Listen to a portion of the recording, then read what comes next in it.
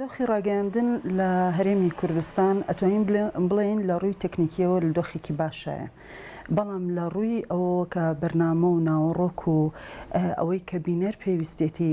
نەیتوانیوە بینەر تێر بکات، یعنی بە ئاڕاستی ئەوەیە ئەڕوات خۆی شتێک پێشکەشکا کە بینەر بۆ ئاڕاستەیە بە نەک ئەوەی کە بینەر پێویستی بە چییە. لێرەیە ئەتوانین بڵێن یعنی ڕاگەاندن ئەوەی کە ئەبێ بیکات نەیکردووە. بۆ نمونە بابەتی بوون لە بابەتەکانە نابینین، ڕەنگە ئەوەش لەوە چەهی ئەوە بێ کە میدیاکان هەمویان حیزبین. میدیامان هەیە بەخۆیڵێ سەر بەخۆ بەخۆیڵێ مەسەلەن میدیای ئەهلی، میدیای ئازاد، بەداخەوە ئەمانش هەریەکە و دیسان ئەچنەوە ژێر سایی کەسێک یاخود لایەنێک یاخود حیزبێک بەڕاستە و خۆ بێ یان ناڕاستە و خۆ بێ ئەچنەوە ژێر هینی ئەوان چۆنەڵی هەیمەنەی ئەوان و بۆ ئەوان ئیشەکەن. لەبەرەوە ناتوانین بڵین میدیایەکمان هەیە بە بابەتی ئیشەکات. بەداخەوە ئێستا ئەوەی کە ئیبینین بۆ نمونە ئێمە سەرچاوەکانی هەواڵمان زۆر سەرچاوی ئاساین، ئەبینی تۆ سەیری هەر هەواڵێکەکەی هاوڵاتیەکی ئاسایی یەکات بە سەرچاوە. ڕاستە ئێمە ئەگەر هیچ سەرچاوەیەکمان دەست نەکەوت هاوڵاتی لە دۆخە هینەکانە چۆنەڵی لە ئەو ڕووداوانەیە کە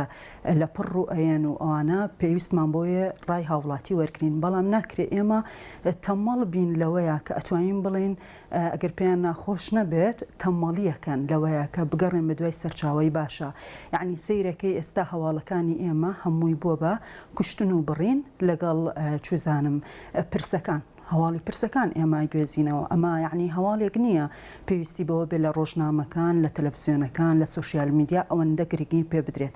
بینەری ئێمە پێویستی بە شتی جدیتر هەیە، ئێمە لە قۆناغێکانی لە سەدەی 21کین پێویستمان بۆیە کە بابەتی جدی بخرێتە ڕوو، نەوەک ئەم بابەتە لاوەکیانە. میدیاکانی ئێمە هەمووی وابەستەی شوێنەکەن، بەسراونەتەوە بە شوێنێک ئەو میدیانەی کە زۆر ئەچنە ناو کۆمەڵگەوە، هەمویان حیزبین، هەمویان سەر بە ئاراستەیەکن، لەبەرەوە ئەمانە جەخت لە چێکەنەوە، جەخت لەو بابەتەکەنەوە کە کۆمەڵگا بوروژێنێ. ڕاستە بابەتی ئابووری سیاسی کۆمەڵگا وروژێنێ، بەڵام لە قازانجی کێ وروژانی بابەتی سیاسی و ئابووری؟ لە قازانجی حکوومەت نییە، لە قازانجی ئەو دەوڵەتە نییە، لە قازانجی ئەو حیزبانە نییە کە ئەم بابەتانە بورژێنرێن. یەکێک لەو بابەتە زۆر گرنگانەی کە ئەتوانی بیوروژێنی بابەتی فرێژن نییە. لەبەری ئێمە دوو لایەنی ئیسلامی و ئەلمانیمان هەیە کە لەسەر ئەم بابەتە زۆر لە چۆنەڵی دژێکیە ئەژین.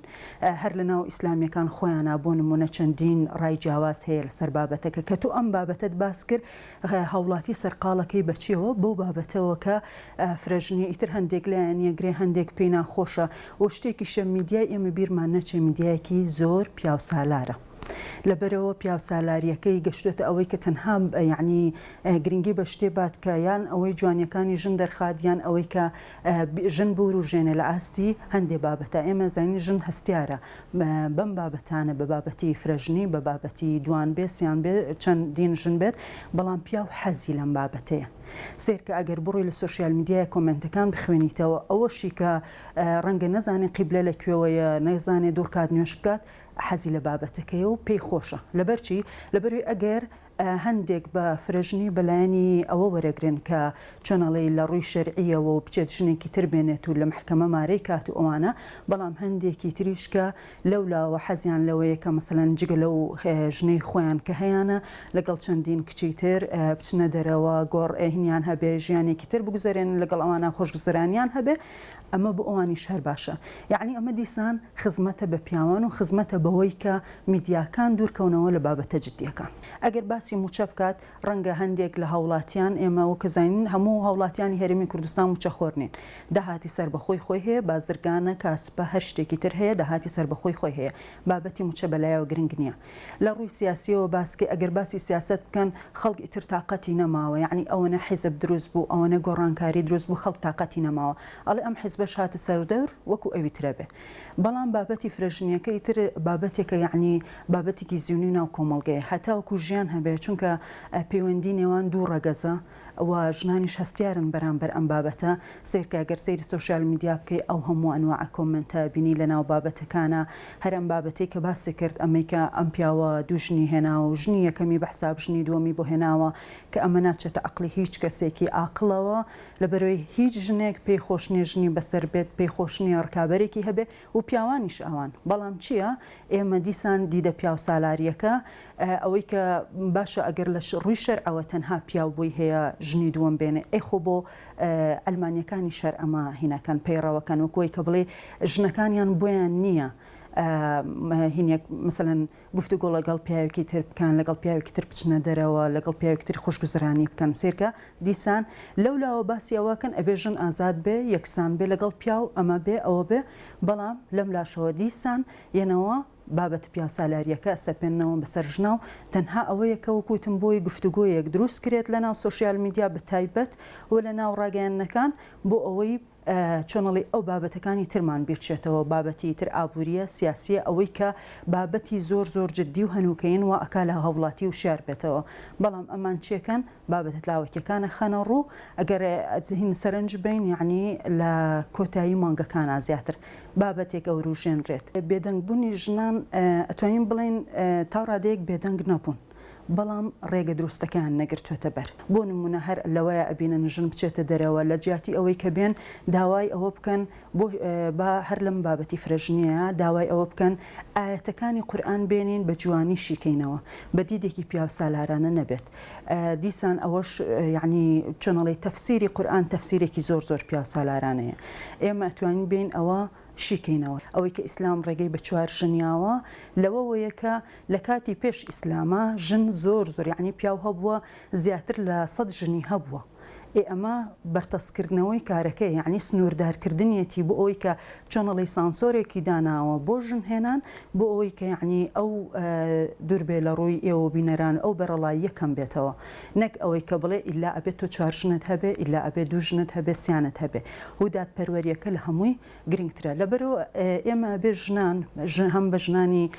ئیسلامیمانەوە هەم بە ژنانی ئەلمانیمانەوە هەر ژنێک لەناو هەرمی کوردستانە ئەژی لە هەر پلە و پۆستێکا هەیە هەموویان یەکدەنگ بن هەموویان یەکرابن لەسەرەوەی کە بێن تەفسیری جوان ئەو تەفسیرە شیاوەی کە هەیە لە قورئانە ئەوەی کە خۆی مەبەستێتی ئەوە بێنین بۆ بابەتی فرەژنی باسیکەین نەک ئەوەی کە لە دیدێکی پیاوەوە و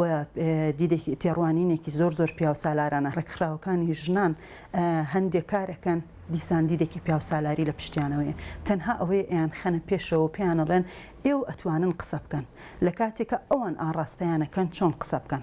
ئەمەش دیسانە بێ ژن ئاگاداری ئەوە بێکە ئاڕاستە نەکرێت یعنی ئەوەکە مەسەلەن چوار پیاو بە من ئەڵێ ڕاست دەکەی قسەکەی تۆ دروستە نەکاتە ئەوەی کە بڵێن بڵێ پیاوان پشتگیری لەم نەکەن فلان و فلان پشتگیری لەم نەکە ئەبێ بچم لێکۆڵینەوە بکەم لەسەرەوەی ئایا ئەم پیاوە ڕاست دەکات هەر لە خێزانەکەی خۆیەوە بزانم چەندێک ڕێگەی بە خێزانەکەی خۆیەوە بێتە دەرەوە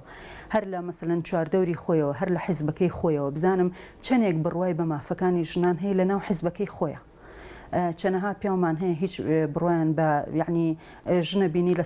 ئاستی سەرکردایەتیایە بەڵام پیاوەکانی هاوڕێی بڕۆیان بە قسەکانی نییە بڕۆیان بە لێدوانەکانی نییە لەبەرەوە بێ ژنان خۆیان هەوڵ بخۆیان بن و خۆیان دەربخن میدیا یەک شتی هەیە یا ڕنگدانەوەی کۆمەڵە یان کارەکات لەسەرەوەی کە کۆمەڵ بچ ئاراستەیەک بات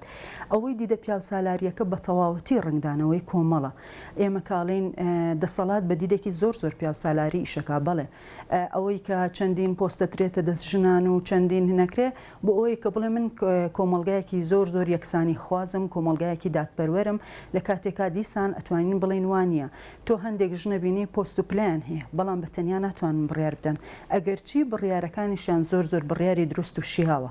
بەڵام ئەبێ بگەڕێنەوە بۆ بڕیاری حیزبەکانیان بۆ بڕیاری سەروتر لە خۆیان کە پیاوێکە ئللا ئەبێ ئەوان پیانەڵێن ئێوە ژنن هەستیارن زوو بڕیاریان بەم قسانە ژنان هەڵە خەڵەتێنن بەوەی کە نەتوانن خۆیان بڕیار بدەن بەڵکو حکومێکی پیاو سالاری لە پشت قسەکانیانەوە بێ لەبەرەوە میدیاش هەر هەڵقوڵاوی ئەو کۆمەڵگایە و